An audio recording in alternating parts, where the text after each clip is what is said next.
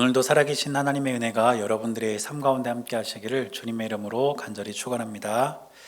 오늘은 대강절 말씀 기도의 셋째 날입니다. 오늘 우리에게 주시는 하나님의 말씀은 누가복음 5장 1절에서 11절까지 말씀입니다.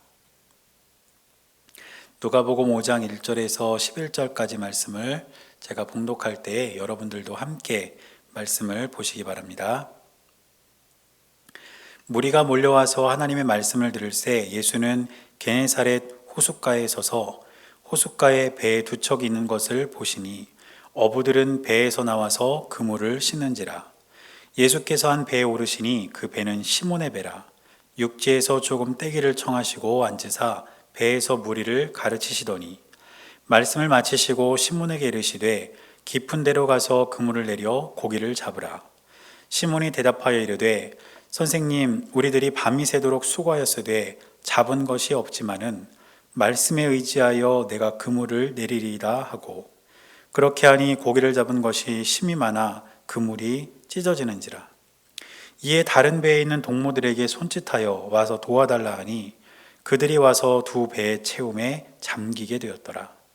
시몬 베드로가 이를 보고 예수의 무릎 아래에 엎드려 이르되 주여 나를 떠나소서 나는 죄인이로소이다 하니 이는 자기 및 자기와 함께 있는 모든 사람이 고기 잡힌 것으로 말미암아 놀라고 세베대의 아들로서 시몬의 동업자인 야고보와 요한도 놀랐습니다. 예수께서 시몬에게 이르시되 무서워하지 말라. 이제 후로는 내가 사람을 취하리라 하시니 그들이 배들을 육지에 대고 모든 것을 버려두고 예수를 따르니라. 아멘. 오늘 우리가 함께 읽은 본문 말씀을 보면 예수님께서 게네사렛 호숫가에서 제자들을 부르시는 장면이 기록되는 것을 볼 수가 있습니다. 오늘 본문을 보니까 게네사렛 호숫가 이렇게 나오는데 이 게네사렛 호수는 여러 다른 지명으로도 불립니다. 사실 우리에게 가장 익숙한 것은 갈릴리죠. 그래서 갈릴리 호수 또 혹은 갈릴리 바다 이렇게 부르기도 합니다. 그리고 또 디베랴라고 부르기도 합니다. 그리고 구약에서는 이 장소가 긴네렛이라고도 불렸습니다. 그래서 여러분들이 게네사렛 호수는 갈릴리 호수라고도 불렸고 또 디베랴 바다라고도 불렸고 또 구약에서는 긴네렛이라고도 불렸다. 이렇게 이해를 하시면 좋을 것 같습니다. 그런데 오늘 우리가 읽은 이 본문이 제자를 부르신 그런 사건을 기록하고 있는데 사실 이 내용은 누가만 기록한 것이 아니고 마태와 마가도 기록을 했습니다. 그런데 조금 차이점이 있다면 누가는 마태나 마가와는 달리 고기를 잡는 그런 기적을 덧붙여서 기록하고 있다는 것이죠. 그리고 이 고기 잡는 기적으로 인해서 그 안에 일어난 일들로 인해서 베드로의 삶의 방향이 바뀌는 그러한 놀라운 은혜가 이 본문에 담겨 있는 것을 우리가 알 수가 있습니다. 그래서 오늘 말씀 한번 살펴보면서 베드로의 삶의 방향이 어떻게 바뀌었는지 우리가 한번 살펴보도록 하겠습니다. 먼저 오늘 본문의 2절을 보니까 이렇게 기록하고 있습니다. 호숫가에 배 두 척 있는 것을 보시니 어부들은 배에서 나와서 그물을 씻는지라. 여러분들이 지금 이 상황을 한번 떠올려 보셨으면 좋겠습니다. 어떤 상황이냐면 예수님께서 게네사렛 호숫가에 가서 보시니까 배 두 척이 호숫가에 이렇게 정박을 하고 있었고 어부들이 밤새도록 그물로 고기를 잡은 이후에 이제 그물을 손질하고 있는 그런 상황이었습니다. 그런 다음에 3절을 보면 또 이렇게 기록합니다. 예수께서 한 배에 오르시니 그 배는 시몬의 배라. 육지에서 조금 떼기를 청하시고 앉으사 배에서 무리를 가르치시더니. 무슨 말일까요? 그렇게 그물 씻는 사람들에게 예수님이 다가가셔서 그 두 배 중에 한 배에 올라가셨다는 거예요. 그리고 그 배가 시몬의 배, 베드로의 배라는 거죠. 그리고 난 다음에 그 배를 육지에서 좀 떨어뜨려 주기를 청하셨습니다. 그래서 예수님은 배에 오르신 채로 갈릴리 바다 안쪽으로 이렇게 좀 들어가신 거죠. 많이 떨어지진 않으셨겠죠. 이렇게 조금 떨어지니까 그 마주 보는 편에는 누가 있는 걸까요? 어부들과 사람들이 이렇게 모여 있는 겁니다. 그래서 이 상황에서 예수님은 그들에게 말씀을 통해서 뭔가를 가르쳐 주셨다는 것입니다. 그렇게 무리들에게 무엇인가를 말씀하시고 가르치신 예수님께서 4절 말씀에 보니까 베드로에게 이렇게 말씀하십니다. 4절을 보면 말씀을 마치시고 시몬에게 이르시되 깊은 데로 가서 그물을 내려 고기를 잡으라. 그 무리들에게 어떤 가르침을 주신 뒤에 베드로에게 따로 깊은 데로 가서 그물을 내려서 고기를 잡으라는 거예요. 그런데 지금 상황은 사실 다시 고기 잡을 상황은 아닙니다. 왜냐하면 아까도 말씀드렸던 것처럼 지금 베드로를 비롯한 어부들은 밤새도록 그물질을 했거든요. 고기 잡으려고. 그런 다음에 이제 그렇게 힘들게 일을 한 뒤에 그물을 씻고 그물을 정비하면서 집에 돌아갈 준비를 하고 있던 상황입니다. 몸도 마음도 많이 지쳐 있을 거예요. 그런데 예수님은 다시 고기를 잡으러 나가라는 것이죠. 상식적으로 생각하면 참 받아들이기 어려운 그런 이야기일 텐데 베드로는 예수님의 이 말씀을 듣고 5절에서 이렇게 이야기합니다. 시몬이 대답하여 이르되 선생님, 우리들이 밤이 새도록 수고하였으되 잡은 것이 없지만은 말씀에 의지하여 내가 그물을 내리리이다. 무슨 말입니까? 선생님, 우리가 밤새도록 그물질을 했는데 한 마리도 고기를 잡지 못했습니다.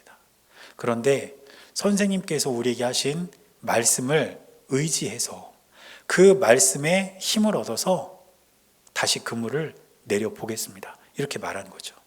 그런 다음에 어떤 일이 일어났습니까? 6절에 보니까 그렇게 하니 고기를 잡은 것이 심이 많아 그물이 찢어지는지라. 엄청나게 많은 고기를 잡은 거예요.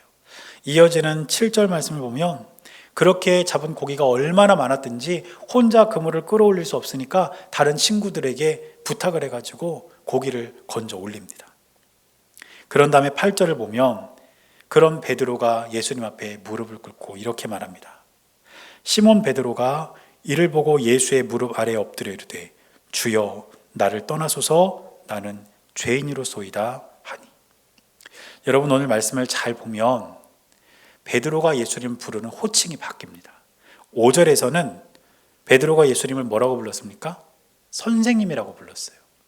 이 선생님은 어떤 사람을 선생님이라고 불렀냐면 당시에 나보다 나이가 좀 많아 보이는 사람, 혹은 어떤 사람을 이렇게 봤는데 나보다 좀 경험이 많아 보인다, 연륜이 있어 보인다, 그런 그 사람을 선생님이라고 불렀습니다. 또 나에게 뭔가를 가르쳐 주는 사람, 이런 사람을 선생님이라고 불렀다는 것이죠. 그런데 베드로는 처음에 예수님을 선생님이라고 불렀지만 8절에서는 어떻게 불렀습니까? 주님이라고 부릅니다. 주님은 아무에게나 붙일 수 있는 호칭이 아닙니다. 주님은 내 인생을 걸고 따를 수 있는 사람을 주님이라고 부를 수 있는 것이고 내 온 삶을 다 바쳐 따를 수 있는 사람에게만 부를 수 있는 호칭이 주님이에요. 그런데 지금 베드로는 바로 예수님을 주님으로 부르고 있다는 것입니다. 선생님이라고 불렀던 베드로가 예수님을 주님으로 부르고 있는 이 자리는 자신의 삶의 방향이 바뀌는 첫 출발이 되는 바로 그 자리였습니다. 여러분 혹시 여러분들에게 있어서의 예수님은 선생님이십니까? 아니면 주님이십니까? 우리가 예수님을 믿고 신앙생활을 한다 하지만 단지 예수님을 우리를 뭔가 좀 더 도와줄 수 있는 분, 우리에게 조금 더 유익을 줄 수 있는 분, 이 세상을 살아가면서 바른 길을 가르쳐 줄 수 있는 그런 분으로, 그런 선생님으로 우리가 은연중에 예수님을 바라보고 있지 않나요? 그러나 예수님은 우리가 주님으로 고백해야 할 분이라는 것을 꼭 기억하시길 바랍니다. 우리 예수님은 내 온 삶을 다해 따라야 할 분, 내 온 인생을 걸고 바라봐야 할 분, 그분이 바로 주님으로서의 예수님입니다. 그래서 저는 저와 여러분들이 이번 대강절 말씀 기도를 통해서 우리의 예수님이 선생님으로 우리 인생에 머물러 있는 것이 아니라 우리 인생의 주님으로, 우리 인생의 주인으로 우리 입술로 고백되어지고 우리 삶으로 고백되어지는 귀한 은혜가 있게 되시기를 주님의 이름으로 간절히 축원합니다. 이처럼 예수님께 대한 호칭이 선생님에서 주님으로 바뀐 베드로를 향해서 예수님께서는 뭐라고 말씀하십니까? 10절을 보니까 이렇게 기록합니다. 세베대의 아들로서 시몬의 동업자인 야고보와 요한도 놀랐습니다. 예수께서 시몬에게 이르시되 무서워하지 말라. 이제 후로는 내가 사람을 취하리라 하시니. 무슨 뜻일까요? 지금까지 베드로는 고기를 취한 사람이었습니다. 고기 잡는 어부였다는 뜻이에요.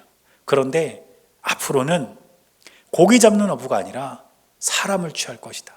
사람 낚는 어부가 될 것이다. 예수님이 이렇게 말씀하시는 겁니다. 그 삶의 방향이 바뀐 겁니다. 지금까지 베드로의 삶의 방향은 고기 낚는 어부였어요. 그러나 이제 베드로의 삶의 방향은 고기 낚는 어부에서 사람 낚는 어부로 바뀌게 되었습니다. 그리고 여기에는 큰 차이가 있습니다. 여러분, 고기 낚는 어부는 어떤 사람입니까? 멀쩡히 살아있는 고기를 건져 올려서 그 고기를 죽이는 사람이에요. 그래서 죽은 고기를 내다 팔든지 아니면 자기가 먹든지 이런 사람이 고기 낚는 어부입니다. 그런데 사람 낚는 어부는 어떤 사람입니까? 완전히 반대죠. 예수님을 몰라서 영적으로 죽어 있는 사람, 지옥에 떨어질 수밖에 없는 사람, 그 사람들을 건져 올려서 영생의 길로 이끄는 사람, 구원의 길로 이끄는 사람, 그 사람이 바로 사람 낚는 어부인 것입니다. 사랑하는 여러분, 저는 저와 여러분들의 삶의 방향도 바뀔 수 있기를 바랍니다. 우리가 지금까지 세상의 가치를 두고 세상의 미련을 들고 살았던 사람 낚는 어부였다면 이제는 영원한 하나님 나라를 바라보고 예수 그리스도의 복음을 증거하고 우리 예수님의 뜻을 따라서 이 땅을 살아가는 사람 낚는 어부로서 우리의 삶의 방향이 바뀌고, 그럼으로써 주님께서 저와 여러분들에게 베풀어 주시는 은혜를 누리며 살아가는 복된 삶이 우리 모두에게 있게 되시기를 주님의 이름으로 간절히 축원합니다.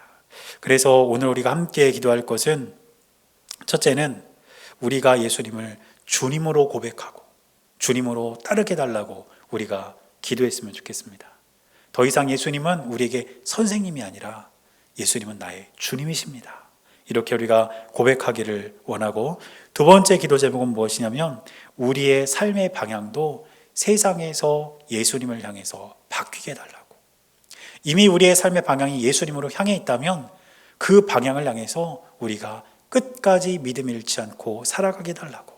우리가 이 시간 이렇게 두 가지 기도의 제목을 가지고 함께 기도하고 또 오늘 하루를 살아갈 수 있게 되기를 바랍니다. 우리가 다 같이 함께 기도하시겠습니다.